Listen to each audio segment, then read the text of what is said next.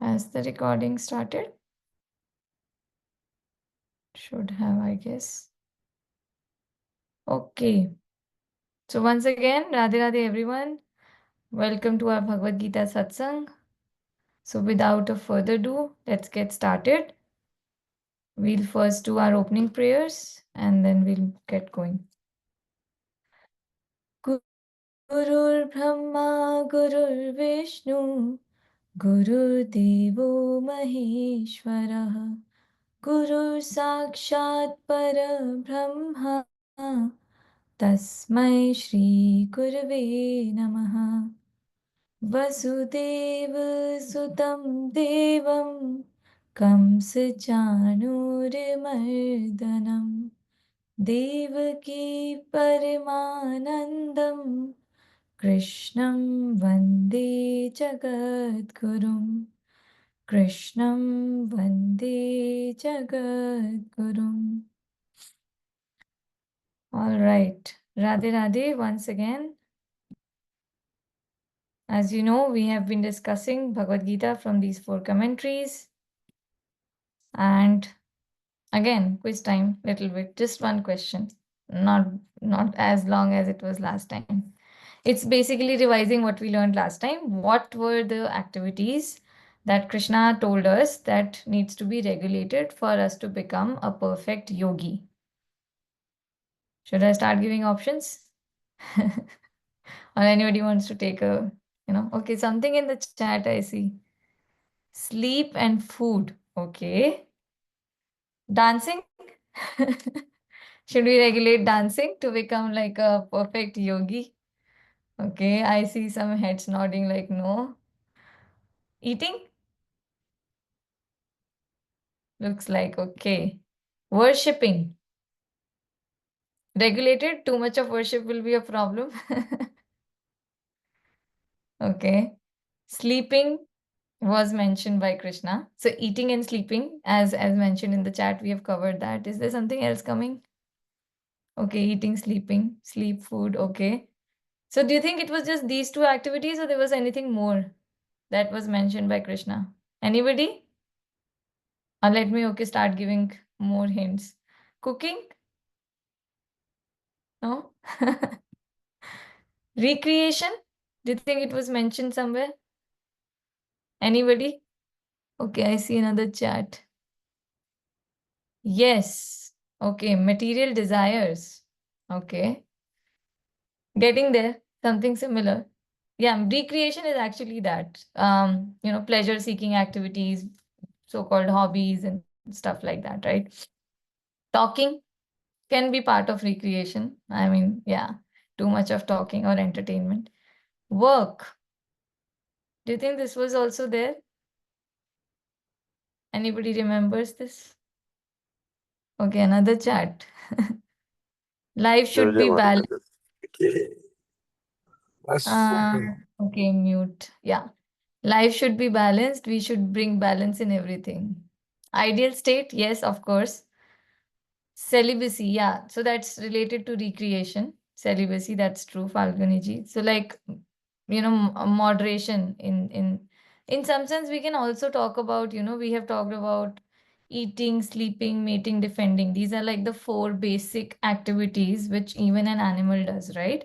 So what distinguishes us from an animal is that we don't do just these 4 activities, right? So if we have to do bhakti, these 4 activities can be a part of our life, but have to be very regulated. They cannot be the focus of our life. We are not living for these 4 activities. That's what distinguishes us and helps us, realize our this life in full potential. So yeah, these 4 activities are what are mentioned by Krishna. So we covered 6.16 and 6.17. And 6.16, Krishna talked about too much sleep or too much eating or too less of these. Both are problem. So we need to have a balance. And in 6.17, he talked about all the 4 activities which need to be regulated. So eating, sleeping, recreation, and work. So these are the things that he has very specifically pointed out for us to balance and regulate, right? Okay. So with that, we move on to a little bit summary and then today's verses. So, how has Krishna been covering meditation, different aspects of meditation, right? So, in this chapter of Dhyan Yoga, from Bhagavad Gita verses 10 to 13, he had very specifically described, what we should be focusing between the center of the eyebrows, how we should be sitting erect. So, different aspects about seating and posture which are suitable for meditation. In between Bhagavad Gita verses 14 and 15, meditation on God, like the object of God and why. Anybody remembers why should we be meditating upon God?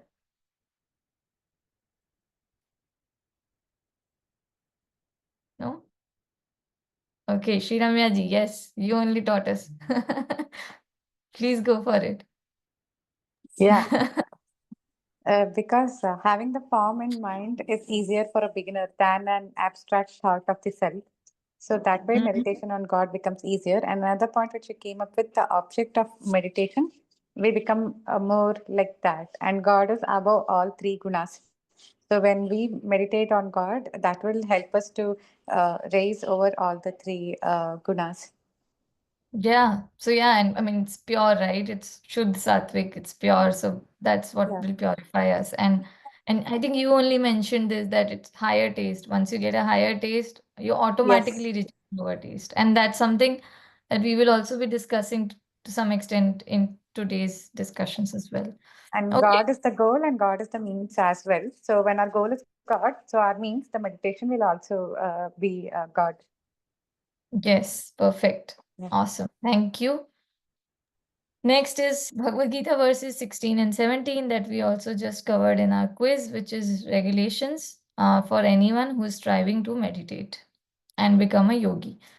Okay, and today we are going to cover only 18 and 19, but overall 18 to 23 is talking about meditation of the self and what is the result associated with it. And even in the two shlokas that we are going to cover today, we are going to discuss both the aspects, meditating upon the self and what kind of a result you receive when you are able to achieve that kind of a perfect meditation. Okay. So I will first recite the shloka and then probably two people can also recite it. यदा विनीयतं चित्तम् आत्मन्येवावतिष्ठते निःस्पृहः सर्वकामेभ्यो युक्त इत्युच्यते तदा. Anyone? Yes, Shri Ramya ji. यदा विनियतं चित्तम् आत्मन्येवावतिष्ठते निःस्पृहा सर्वकामेभ्यो युक्त इत्युच्यते तदा. Thank you. Thank you, Shri Ramya ji. Pratushadi. Radhe Radhe. So, yada viniyatam chitam atmanyeva vastishtate nihaspriha sarvakamebhyo yukta ityuchyate tada. Radhe. Radhe Radhe. Falguni ji, you can also go for it. Radhe Radhe. Radhe Radhe यदा विनियतं चित्तम् आत्मनेयेदवतिष्ठते निःस्पृह सर्वकामेभ्यो युक्त इत्युच्यते तदा. Thank you. Thank you so much. So yes, what is being said here is when the perfectly controlled mind is fixed on the self, Atman alone, free from desires for enjoyments. Remember, we were talking about material pleasures. Then the person is said to be an achiever of yoga. So basically, Krishna is describing what are the symptoms or qualities of a true yogi or of an achiever of yoga.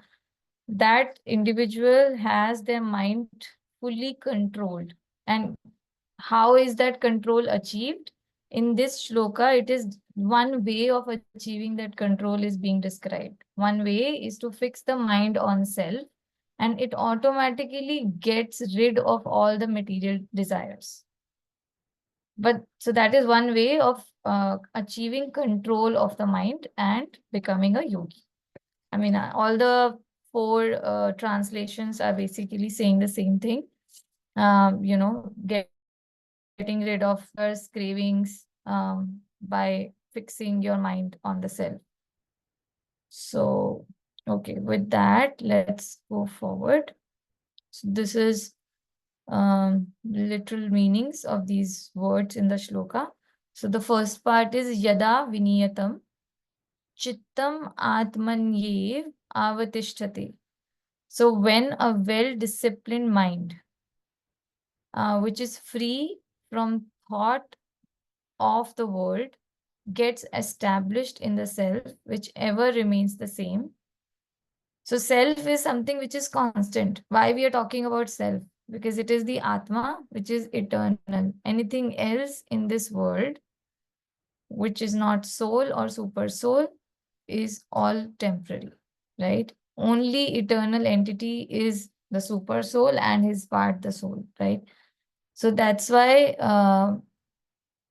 if we end up developing focus on either of these, it is an eternal entity which always remains the same.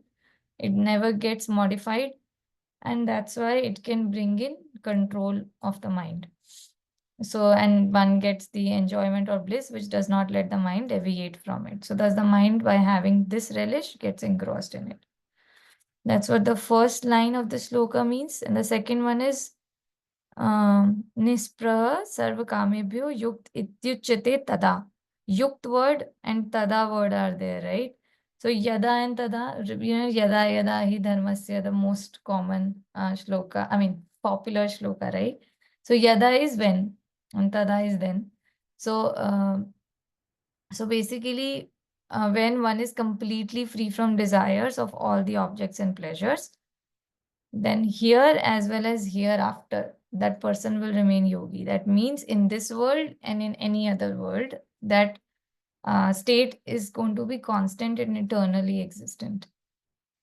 And so again, points to remember is basically focus on self and free from desires. These are the two things that Krishna is really telling us are essential to be attaining yoga or the state of controlled mind.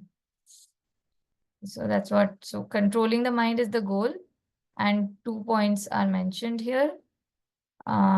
Rest in self and free from desires. So now we'll talk about are there any other ways to attain the same goal, which is a controlled mind, right? So yes, Krishna himself has talked about Karma Yoga also, right? And within this chapter also, the fourth verse talked about how a Karma Yogi also ends up attaining the same output. So what does a Karma Yogi does? So what Krishna says, when one is neither attached to sense objects nor to actions, such a person is said to be elevated in the science of yoga, having renounced all desires for the fruits of actions. So this is also attaining the same result. And let's see the differences between the two. So for a karma yogi, they are performing actions all the time and for others. So basically service of others, right? But what is the consciousness? That they are doing service for the Lord, the God, right? For a Dhyan yogi, they are not performing actions. I mean, we are talking about like a ideal definition of a Dhyan yogi, someone who's like just focusing on meditation, like a sannyasi, right? So they are just concentrating, trying to concentrate the mind on the self. So this is the difference. One of them is like performing worldly actions with the right consciousness, and the other one is not performing any actions and is simply focusing on the self. For the Karma Yogi, because they are performing actions for others, not for the pleasure of the self, they end up getting detached from the actions and the objects. And that's how they end up attaining yoga. For a Dhyan Yogi, because they are focusing on the self. Now, self is Atma, which is divine. You will automatically get detached from materialistic desires. So I think you might be getting it. These are two different ways of attaining the same result, right? In one way, you are doing everything, but doing it with the consciousness and that you're not doing it for your own pleasure. You're doing it for others or for God, in a larger scale. And in other case, one is just focusing on the divine which exists within each one of us. And that's how we are only getting rid of the desires. So two ways, and nothing is higher or lower, but different people, different personalities get attracted to different ways. So that's what is mentioned here, that these two ways are there. Just hold on, we will come to and another way, which we all know, Bhakti Yoga. I mean, Karma Yoga also has like elements of it, but still we'll come directly to Bhakti Yoga as well, which is the most special way as mentioned by Krishna himself. Something in the chat. Let me see. 6 hours of work. Okay. I think I saw it just. Oh, also practice of dhyan every day helps us to be better karma yogi, to do our work better in good consciousness. So yeah, I mean, indeed, none of these are mutually exclusive. In reality, practically for each one of us who are really beginners, practitioners, what we will end up doing is like a combination of things. We will also do meditation, which is like sharpening our axe to be able to properly perform even karma yoga or practice karma yoga, and keeping God in our mind. The bhakti element has to be there always, right? So absolutely, Shri Ramyaji, it's always a combination of various things. But yeah, this is to try and understand that these different paths are offering the same goal in different ways. Pratushadi, yes, you want to say something? Go for it. Yes, in the previous slide, we have these two sections, right? The Karma Yoga and Dhyan Yoga. So I was reminded of something that Nitin sir shares in the class about the screen and the activities going on, right? So the Dhyan Yogi is actually reaching the state where he's becoming the screen, okay, which is you can say the Aham Brahmasmi, or that I'm God, that state where Neti, neti. he's the Yeah. screen. That's the Dhyan Yoga, and the Karma Yoga is the activities. So God has two aspects, right? One is stillness and one is action. So the activities is what the Karma Yogi. So the Karma Yogi will be performing the activities which is not selfish. So it should be always selfless. So that way he is becoming the other side of the same thing, that is action, not stillness. So I just wanted to say that. Yes. Yeah. Channelizing two different ways, two different aspects of God. It's just the sequence which is different, right? Yeah. Correct. Awesome. Okay, something else in the chat?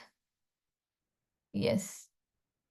Yeah, Shri Ramya ji. Okay, perfect. So let's move forward. So now we are going to the next shloka, in which Krishna is saying, what are the symptoms? And he has given an analogy. Like, I always think about it. There's no way of teaching that Krishna has not covered in Bhagavad Gita. Like, he has talked about specific instructions of things to be done.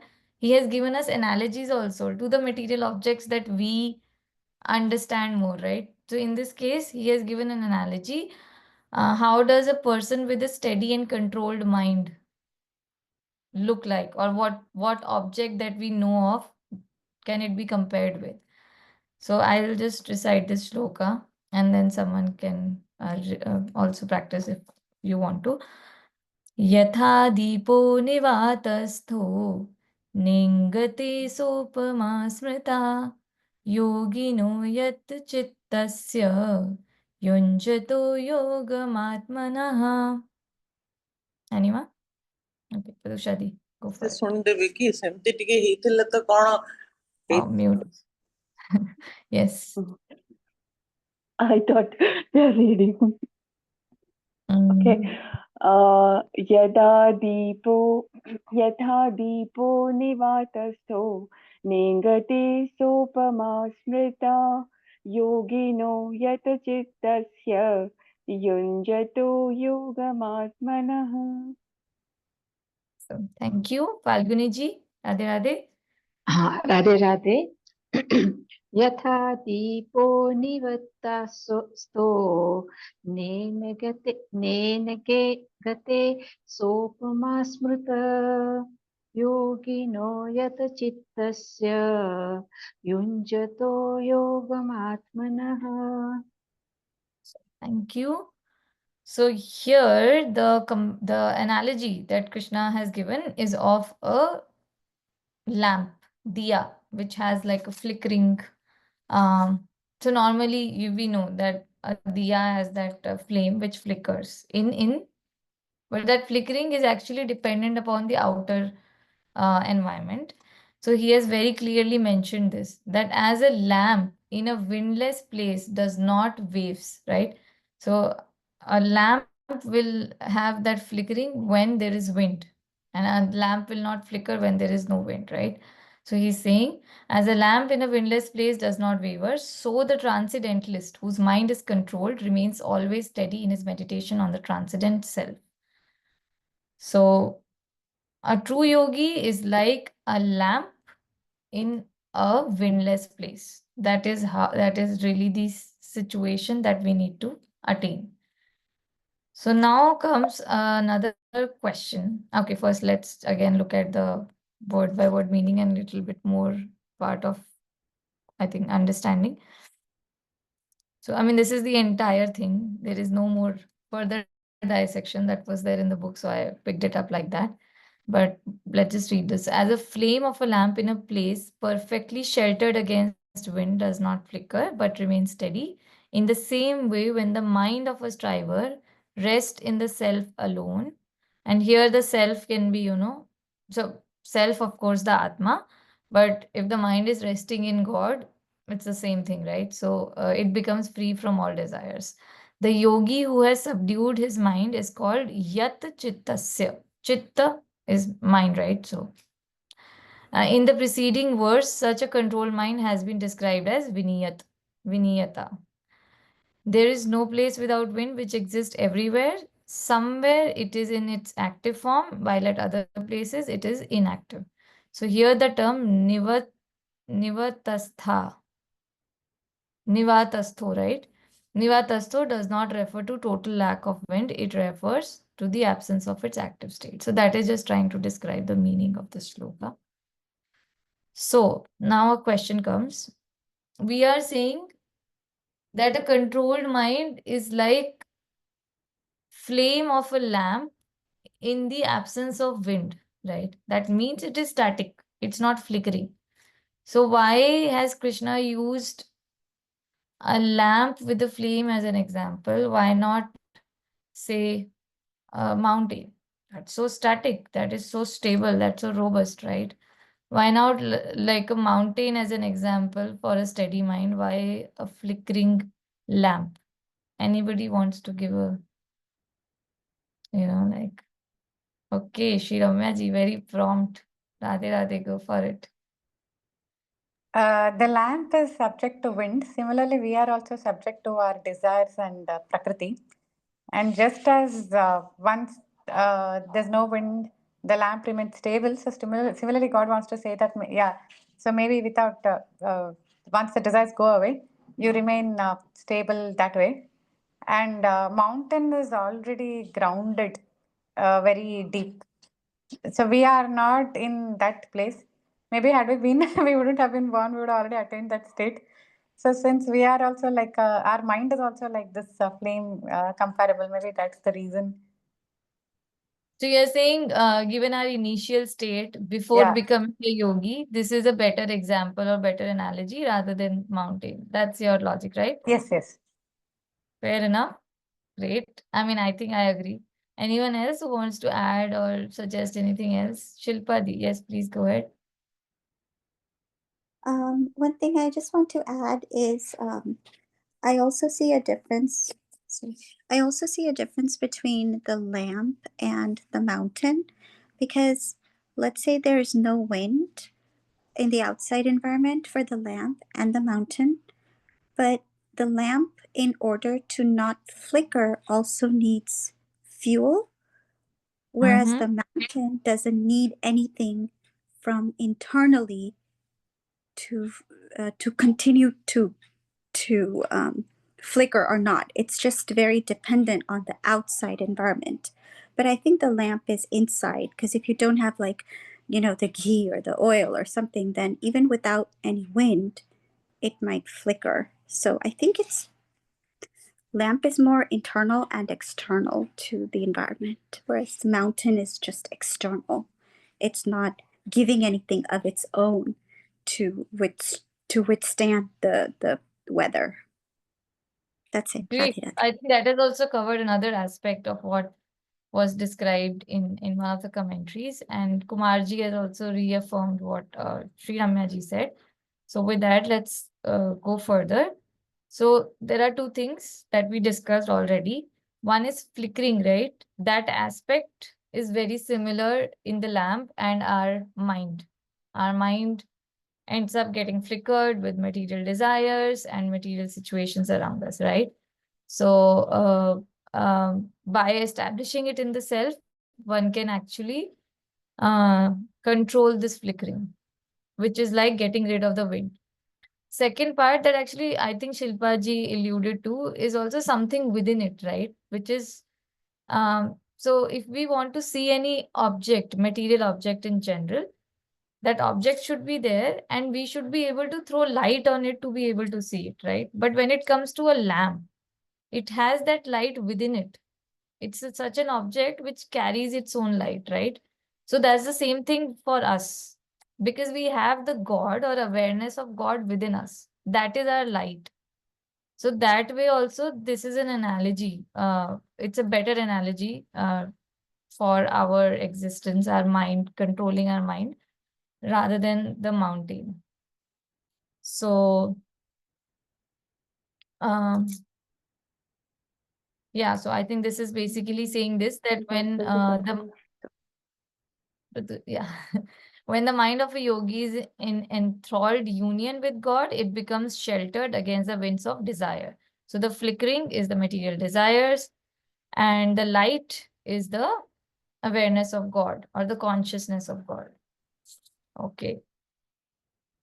Okay, with that, let's move forward. In fact, I think there was one point mentioned which was about controlling desires, like we always think that how difficult it is to forget the outside world.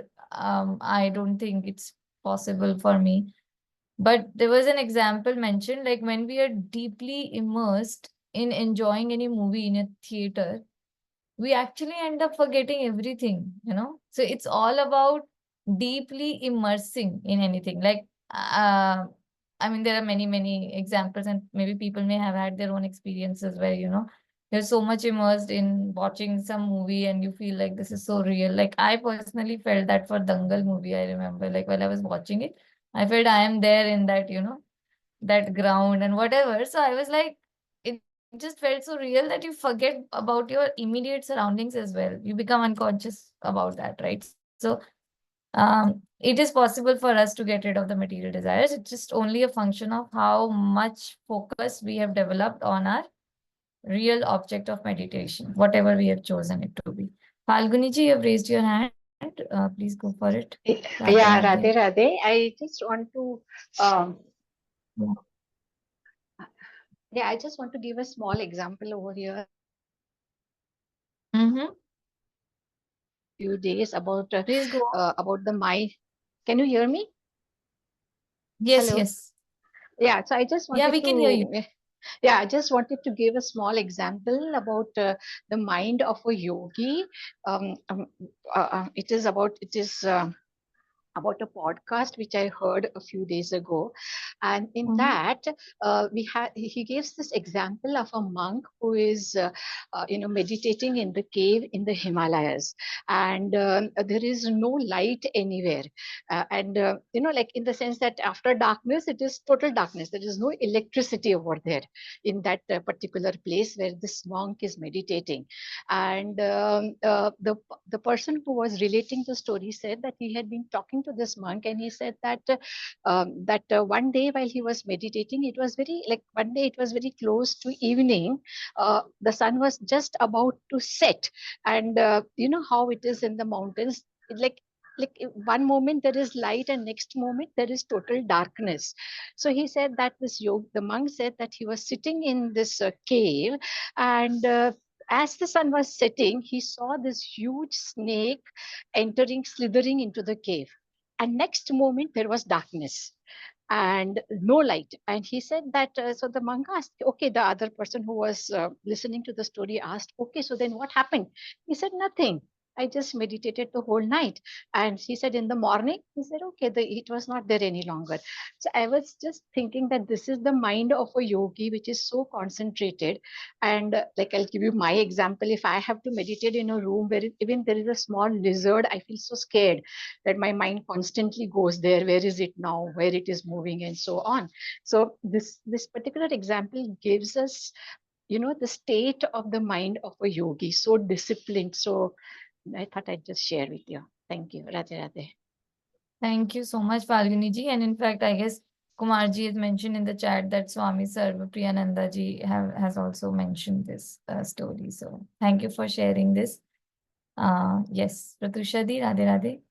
Radhe Radhe. One point that came in my mind was I was actually listening to someone who was talking about enlightenment, and he was saying that only if you can be without any thought for continuous 15 minutes, no thoughts, and you want to think about something, it is completely, you can bring it and you can allow it to generate thoughts. If that is your state, that means you're enlightened. That is the control that you need to have on the mind. And then the second point I wanted to say was, when I was looking at this image, my focus was going on to the oil. So sometimes, the oil might have some water, suppose. So we've always seen, right? It will just bubble the fire, and make some hissing sound and all of that. So it will always depend on the fuel that you give it.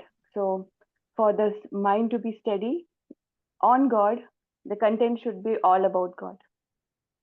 Perfect. Very good. Very nicely said. And in fact, I was just coming to that two things that has always been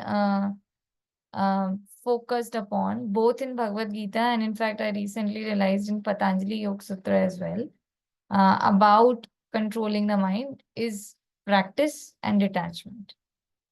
Your consistent attempts of trying, never giving up. And detachment is actually going to be a consequence of it, like what we just discussed, right? If we are focusing our mind through our practice on God, His forms, His leelas, His name, Nam Jap, right? So then automatically we will get detached from material existence. And when that happens, our mind will be controlled. So that is an output of practice and detachment. And one thing that can enable that practice and detachment, like what Pratusha Di said, right? Fuel should be God, right? So satsang. Satsang is really what can add that fuel to our existence that way. So yeah, just reminding this again. Yeah, Pratusha Di, please go for it. Yeah, one more. Today I was listening to Premanandji's Ekantik Vartalab. I think from some time ago. So what I heard was he was talking about this person called Akrur, and he went to he was called by Kamsa, and I think he had good rapport in the Vrindavan. So he said that you go and bring Balram and Krishna. Krishna back. And Akrur had God in his heart. So he doesn't want to bring them here for wrong reasons. But then he says that God is all powerful, right? So it's okay. I'm going to go. And the moment he steps in Vrindavan, he sees the footprints of Krishna.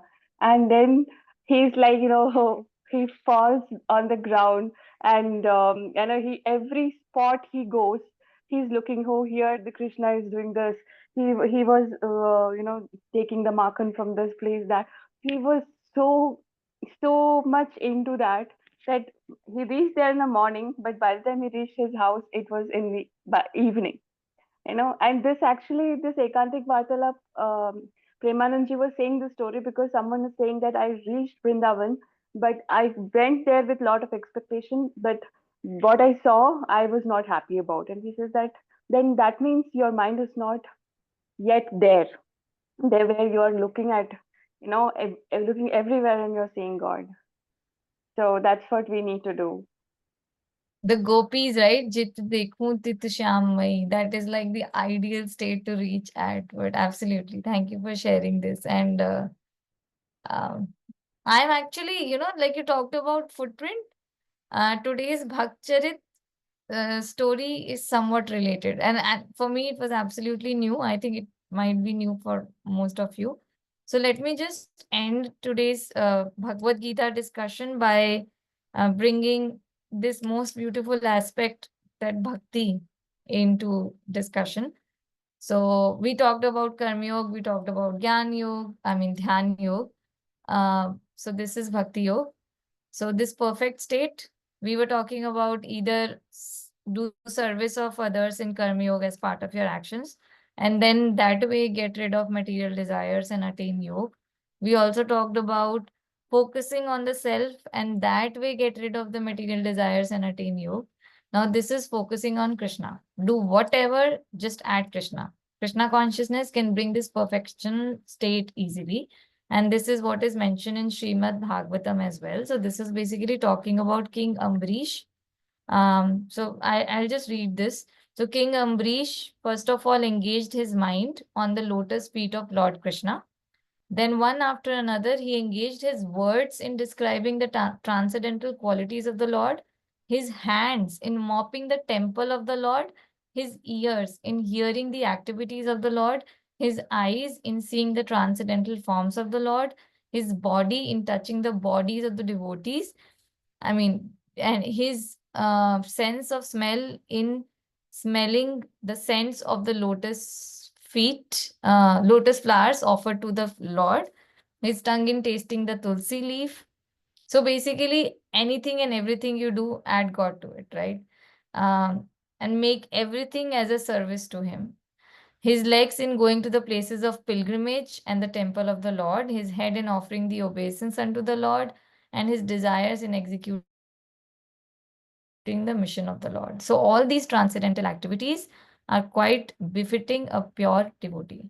So this is basically describing that, like, how you can engage all your senses in the service of the Lord. And just by doing that, you will purify them, you will get rid of all material desires, and you will attain the yoga, the state of yoga. Okay. I think that brings me to the end of Bhagavad Gita discussion. So I'll stop sharing and we'll move on to the Bhakt Charit. And I think we are good with respect to time. So if there's anything anybody wants to add right now, we can do that, or I'll just move to that presentation.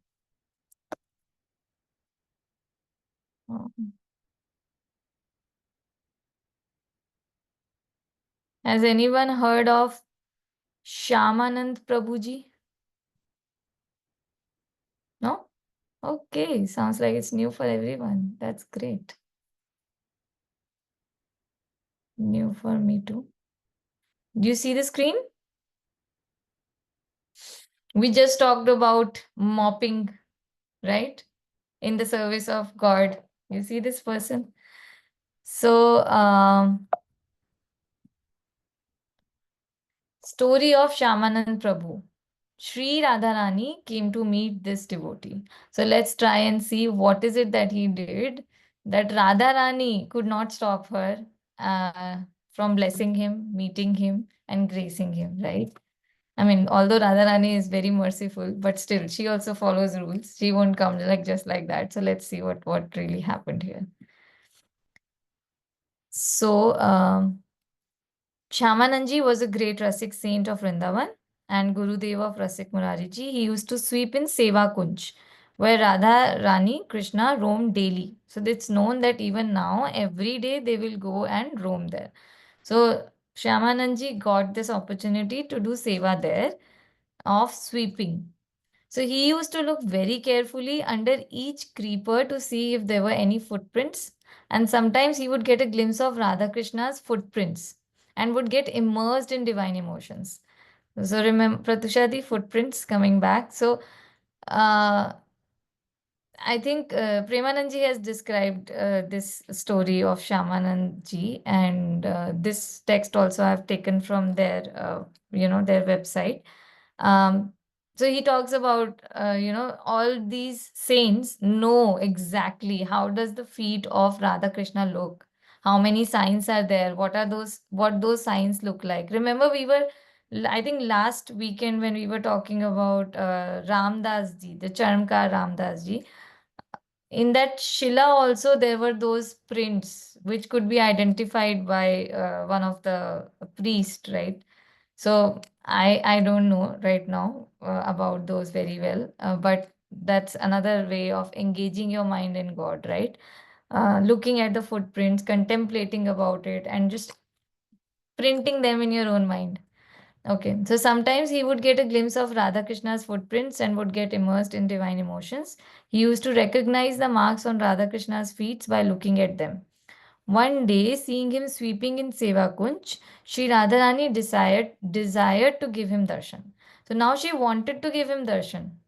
So, but for giving darshan to anyone, Radharani wants that devotee has to get graced by her Sakhi or Sahchari. So this was like a new learning to me. I mean, so we need to get graced by Radharani's Sakhis.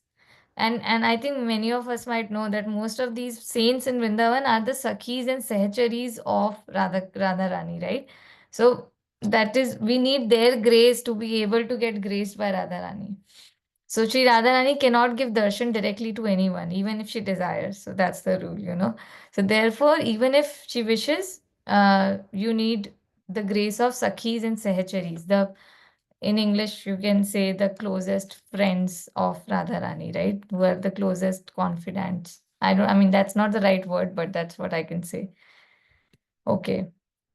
So what happened? Radharani intentionally left one of her anklet there in Seva Kunj. So when he will be sweeping, he will come across this. So Shyamanandji came across this anklet and he said that, okay, this looks like a very beautiful anklet. This might belong to some newly married woman, and let me keep it safe that that person might come and collect it from me. So he does that. So now, so Lalita Sakhi, many of us might have heard about this name, right? So Lalita Sakhi was the person who was supposed to take care of all the jewelry, like make sure that all the jewelry of Radharani is kept safe and provide that whenever she needs whatever, right? So she started searching for it. I mean, Radharani herself went and asked for the anklet from Lalita Sakhi. So Lalita Sakhi started searching for it. She couldn't find it. So Radharani says that, go and look for it in Seva Kunj. Maybe it will be there. We walk there every day. I might have left it there. And of course, she found it there. Um, and she also saw Shyamanandji was constantly chanting Radharani's name, and he was doing his seva of sweeping. So she also saw the anklet in his hands. So she was like, I need to get it. But if I don't want to go in my original form. So she just took an ordinary form and went and asked him, like, Baba, did you find any anklets here while sweeping? Okay, now she did not see the anklets, but she asked him. Okay. Now, he said, yes, I did get them, but I can't give them to you. She said, give it to and how? So now Shyamanandji observed her outfit, right? And this was ordinary outfit. So he was like, this cannot be a newly married woman.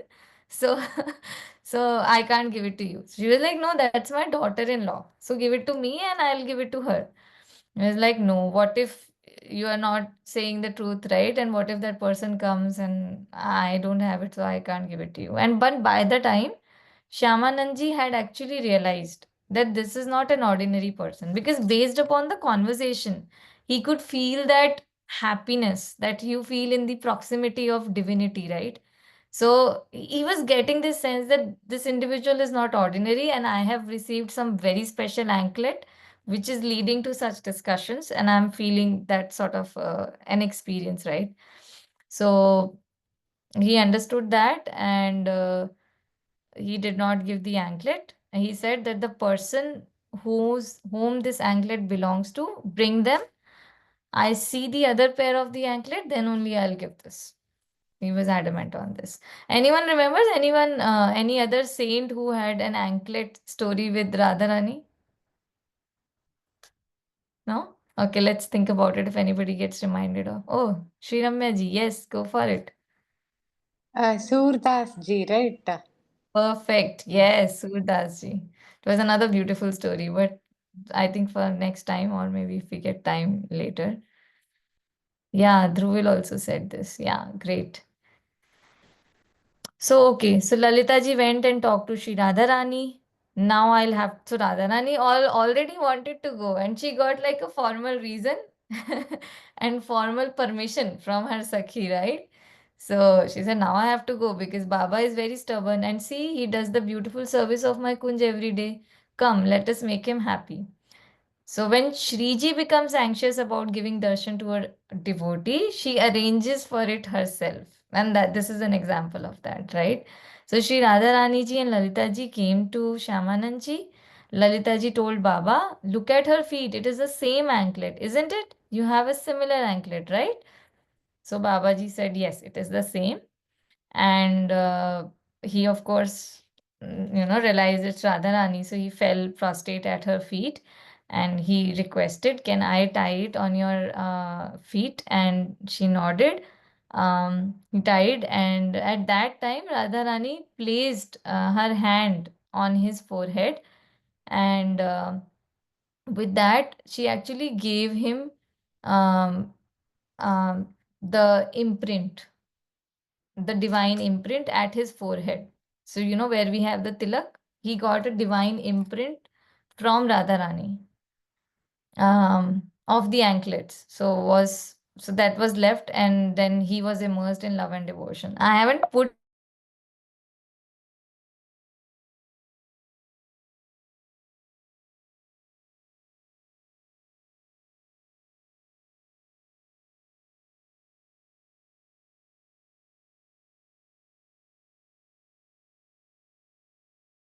then this put right. His guru not part of their um, what do you say, their legacy. As part of a legacy, every legacy practitioners have their own tilak, right?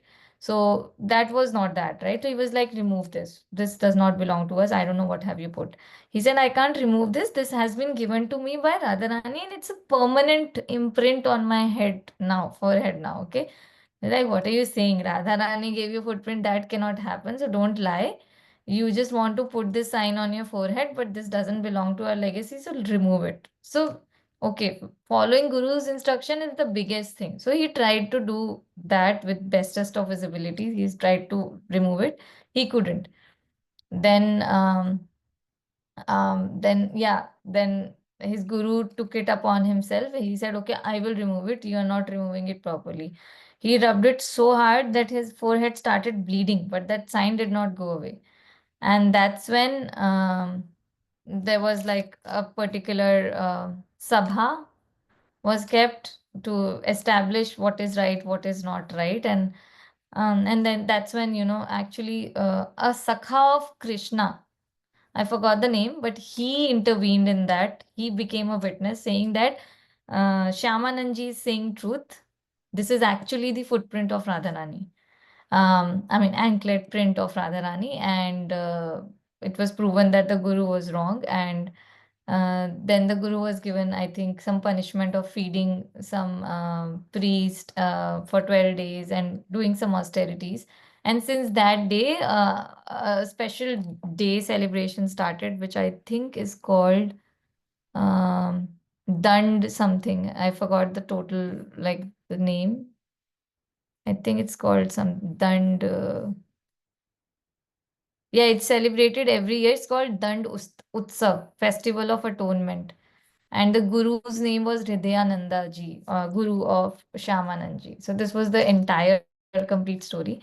The sweetest part was this, that, and I think this line, that when Radha Rani becomes anxious about giving darshan to any of her devotees, she will arrange for it herself. So our effort should only be focused upon loving so much that we make them anxious to meet us, so that is really what I loved about this. And I mean, everything was beautiful. So with that, I think I'll stop sharing. And if anybody wants to say anything, or we can also close the call earlier if there's nothing else to add. But yeah, Surdas ji's story. Surdas ji also met Radha Rani through one anklet. In fact, I think there was this statement, right? Oh, that was for Krishna, Surdas ji and Krishna, right? हाथ छुड़ावत जात हो निर्बल जानकर मोही तब मानेंगे तो ही जब दिल से जाओगे, like something. Basically, you can use your physical efforts or physical strength to get rid of your hand off my hand, but you can never ever get go away from my heart. That's what he said to Krishna.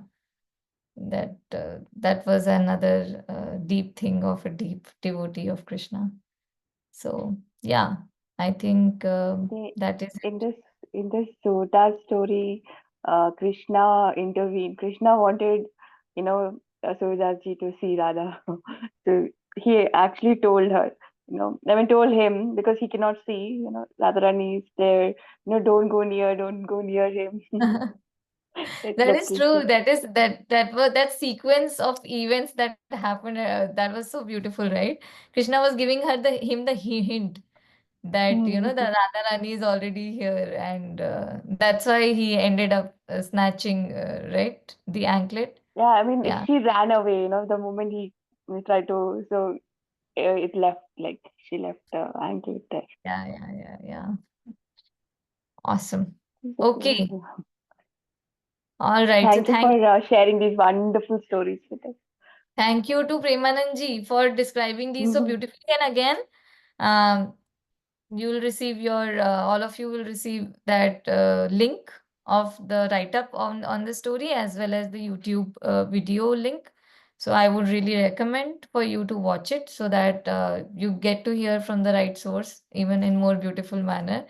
So, okay, I think there are more comments. Let's quickly read. Kumarji, Surdaji declines Krishna's offer of eyesight, right? Yes.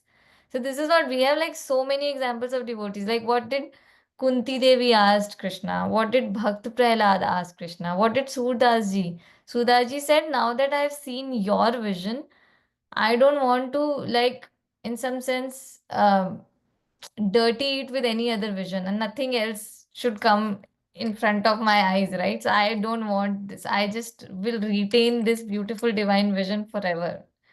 So yeah, that is true.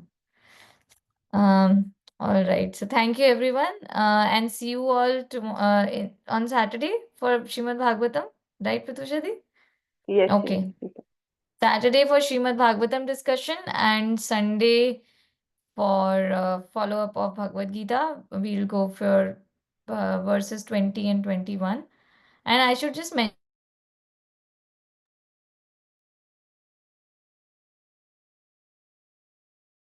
We cannot hear you, Sonia.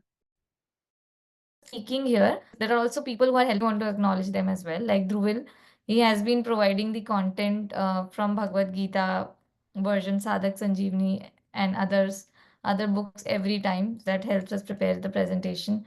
And today, like, even Samiran helped me with this Bhakt Charit content. So we have help from others, and as a team, we are trying to conduct this. And thank you to all of you for consistently coming and your inputs. So we'll keep it going. Okay. Radhe Radhe.